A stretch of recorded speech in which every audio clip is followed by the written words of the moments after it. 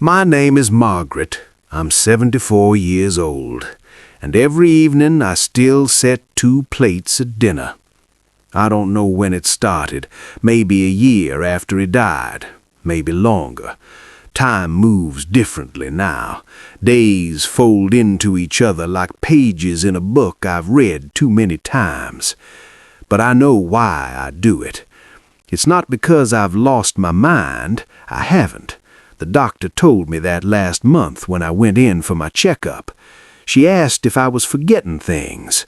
I told her no. I remember everything. That's the problem. I set 2 plates because for 46 years, that's what dinner looked like. 2 plates, 2 forks, 2 glasses of water. His on the left, mine on the right. We didn't talk much during dinner, not toward the end, not for a long time, actually, but the plates were there. The routine was there, and I think I believed that as long as the routine stayed the same, everything else would too. I met Robert when I was 22. He worked at the hardware store on Maple Street. I came in looking for a paint roller.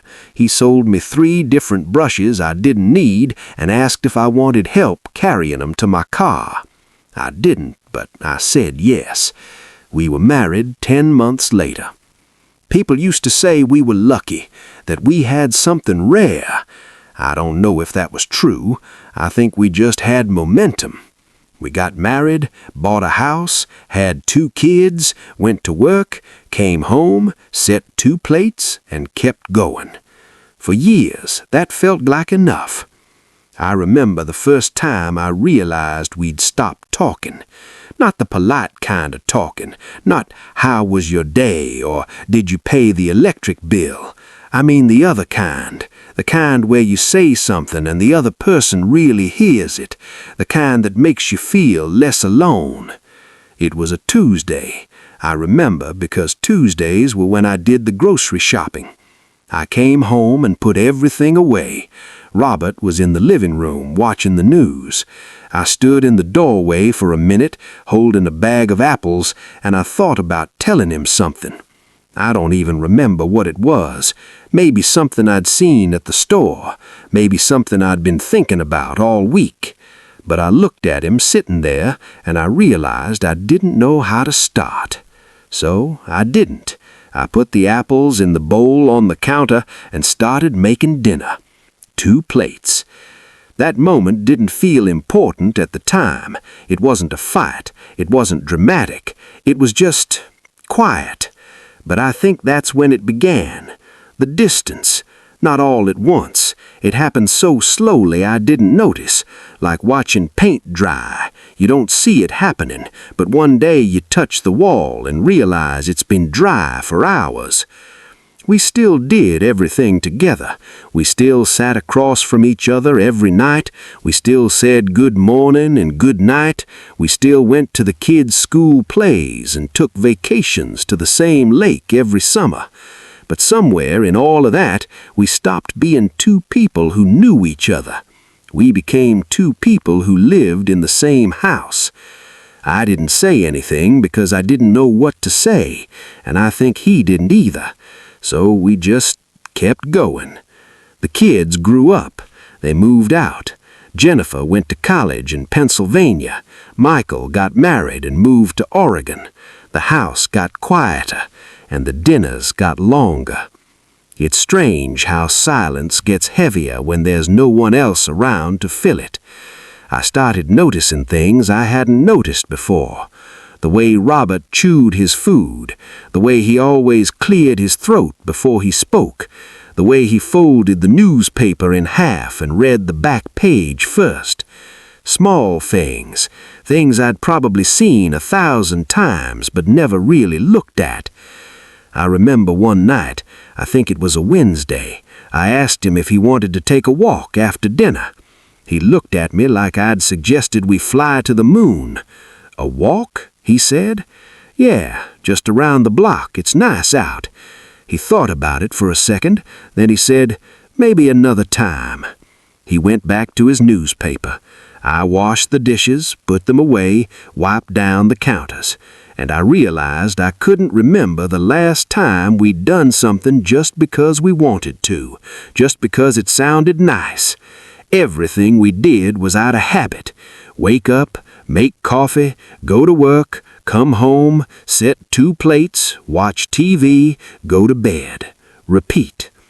I don't think I was unhappy, not exactly. I just felt distant, like I was watching my own life happen from the other side of a window. And I think he felt it too, but neither of us said anything. I don't know when I stopped hoping things would change. Maybe after the kids stopped calling as often. Maybe after I retired and realized I didn't know what to do with myself. Maybe it was always there, just under the surface, waiting for me to notice. But at some point, I accepted that this was what marriage looked like. Not the version you see in movies, not the version people talk about at weddings. Just 2 people, 2 plates, 2 separate lives running parallel to each other. And I told myself that was okay, that this was normal, that everyone felt this way eventually. Robert got sick 3 years ago. It started with a cough he couldn't shake, then the weight loss, then the appointments, then the diagnosis. Lung cancer, stage 4. The doctor said there were treatments we could try, chemotherapy, radiation, clinical trials. Robert listened quietly, nodded, asked a few questions. Then he said, "How long do I have if I don't do anything?" The doctor hesitated. 6 months, maybe a year. Robert looked at me. I looked at him, and for the first time in I don't know how long, I really saw him. Not the man who read the newspaper every morning, not the man who cleared his throat before he spoke. I saw the 25-year-old who carried my paintbrushes to the car, the man who held my hand in the delivery room, the man who built a tree house for Michael, even though he was terrified of heights. I saw the person I married, and I realized I'd forgotten he was still in there. We went home that day and didn't talk about it, not right away.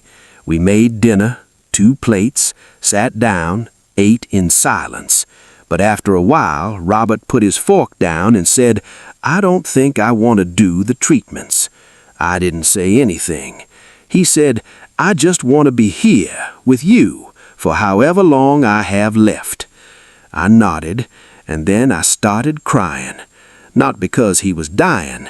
I mean, yes, because of that, but also because of something else. Because I realized we'd spent 46 years sitting across from each other and I didn't know him anymore. And now I was running out of time. The next 6 months were the strangest of my life.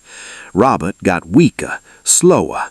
He stopped going out as much, stopped reading the newspaper, spent most of his time in the living room looking out the window. And I stayed with him. I didn't go to my book club anymore.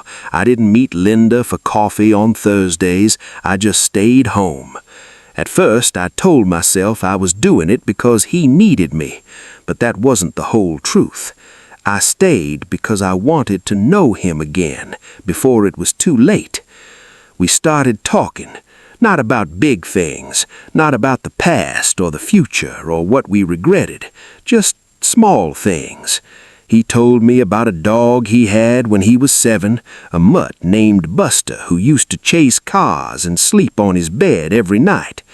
I told him the summer I spent at my grandmother's farm, how I used to sneak out early in the morning and watch the sun come up over the fields. He told me he'd always wanted to learn how to play the piano. I told him I used to write poetry in high school, that I'd filled an entire notebook and then thrown it away because I didn't think it was any good. We talked about stupid things, funny things, things that didn't matter, and somehow they mattered more than anything. I started to see him again, not as the man I'd lived with for 46 years, as a person, someone with a whole life I'd never asked about, someone with dreams and fears and memories I knew nothing about. And I think he started to see me, too. One night, about 2 weeks before he died, we were sitting on the couch. He was too tired to talk much, but he was awake. I was holding his hand, and he said, "I'm sorry." I asked him what for. He said, "For disappearing." I didn't understand at first. He said, "I think I stopped being here a long time ago, and I'm sorry." I told him it wasn't just him. I told him I disappeared too.